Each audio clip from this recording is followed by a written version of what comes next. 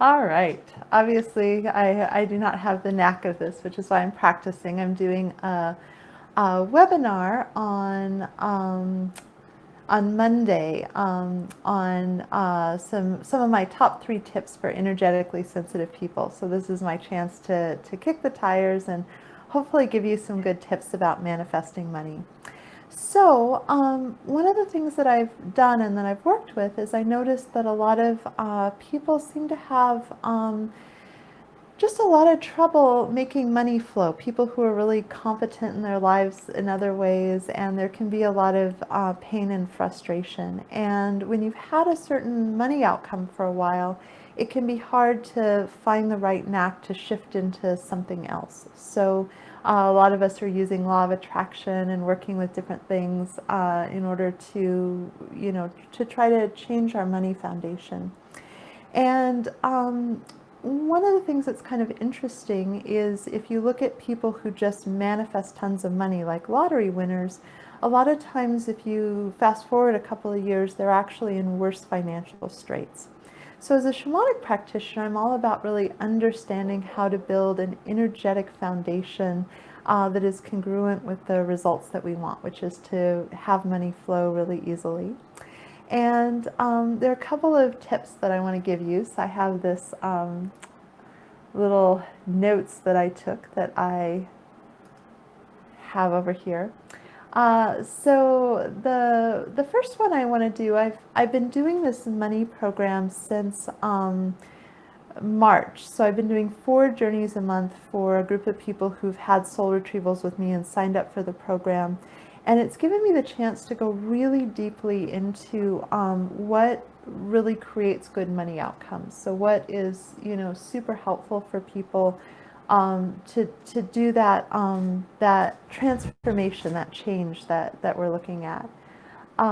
So I'm glancing over at my live video and I look very pixelated. This does not seem to be my have all the everything dialed in. I'm going to try changing the lighting.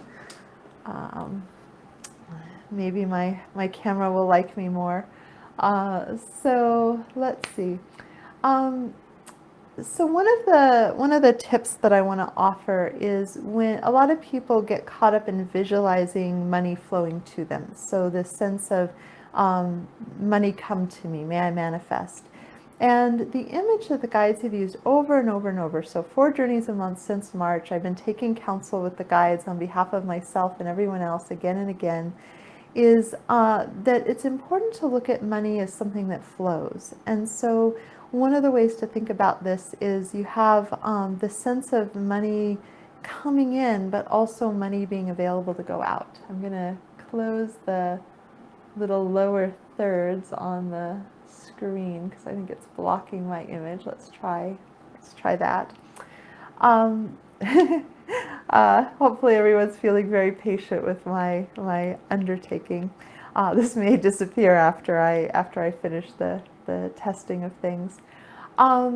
So when we pay attention, a lot of times we're asking money to come to us, but we're not paying attention to the flow.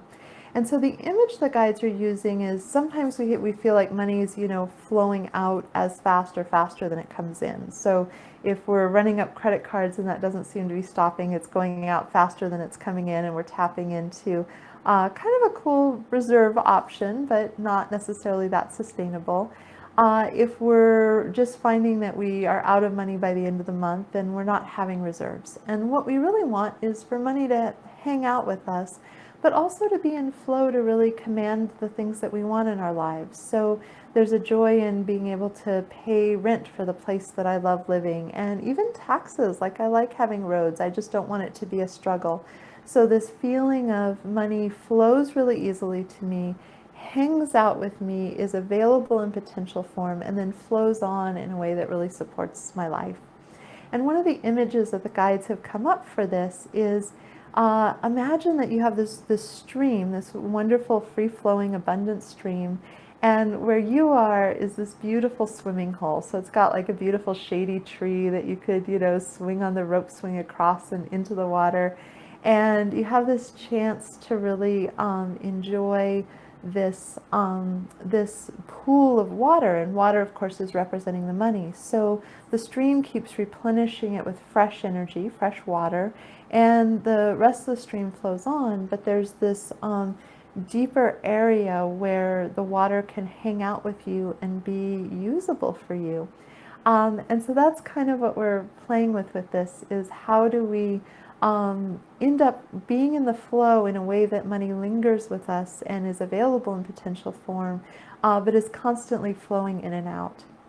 Another thing that has been really rich about doing these repeated journeys, and you can use whatever techniques you want. There are so many manifest money techniques, but is looking at not only, the guides have started to work not only with immediate flow, because you can juice up, hey, money, flow into my life, but looking at the money, again, as if we were looking at a stream, the water travels from all these places, from the rain, from the snow melt, from the dam up the river, like all these different places where it gathers to arrive with us. And when you're looking to manifest money, inviting the immediate flow, because usually when we focus on this, we want some immediate flow, but also looking to the long term. May money flow to me from more distant ways, so that it's filling the pipeline, so that money's in potential form that hasn't arrived yet, and you're working it from that point of view. Another thing I think is really important is to be really gentle with yourself. Obviously, the people who are into my shamanic work and see the value of it are people who have a really active spiritual life, who believe in the unseen world, who want the most up-to-date support from their spirit guides. And so that demographic tends to be upper chakra. We often have our personal life, which is, the everyday, and our own lessons and our own stumbling places and our own personal growth edge, but we also have a transpersonal nature, a part of us that has a vision for humanity.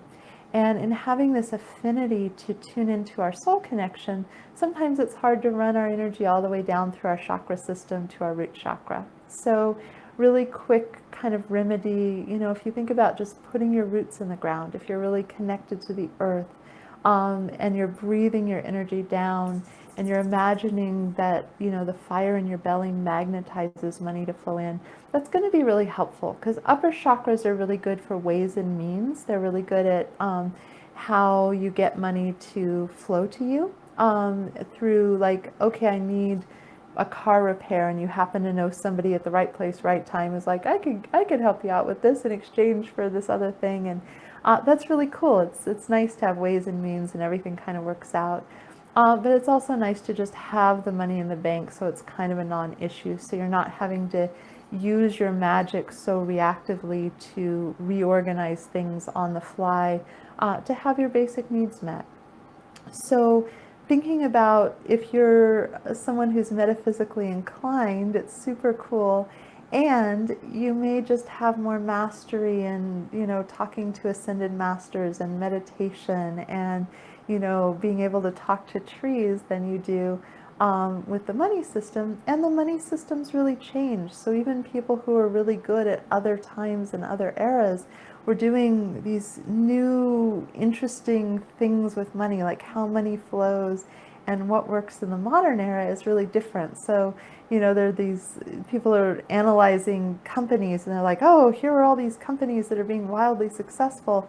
But then they're like, oh, they were wildly successful, they peaked, and then they stopped being so successful. Okay, what are the companies that are built to last? Like, there's this whole sort of way that we can have a lot of success at one time with one set of energy, and then it can change. So the availability to be really resourceful and available and in right relationship with money is really important. So thinking about that. And one of the things that I think has really shifted for me over the years is there were times when I'm like, I wish this money thing would leave me alone so I could just do this amazing shamanic work that speaks to my heart. Like, I wish it could just be handled.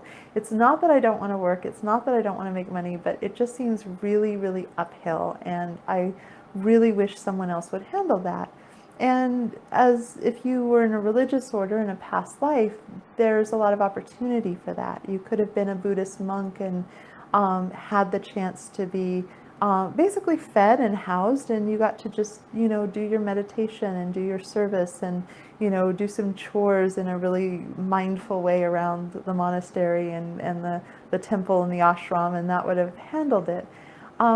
So rather than longing for someone to take care of it, which I so get, especially if you're energetically sensitive, you may be tired a good bit of the time. So definitely tune into my Take Two webinar attempt on Monday if you can. But the thing that you may want to dream in and the thing you may want to long for is, may I just be really resourceful? May I be able to really apply my soul wisdom to this question of money, so I find a really fun, creative, imaginative, aligned, effective way of being in right relationship with money, so it provides this really great foundation and I don't have to fret about it. So rather than the kind of, I want someone else to handle this annoys me, really calling in, may I come into like an effortless mastery, may I come into right relationship.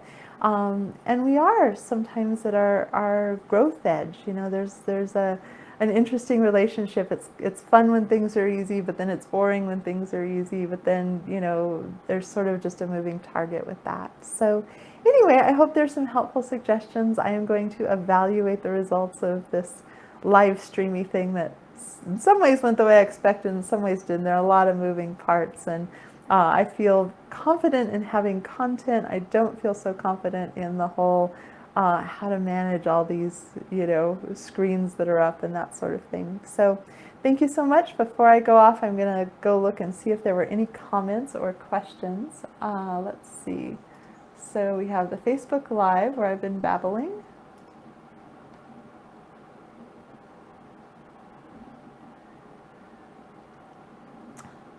Like there should be some music or something to play. Okay, no comments on Facebook. And if I go over here, doesn't look like there are any comments on YouTube.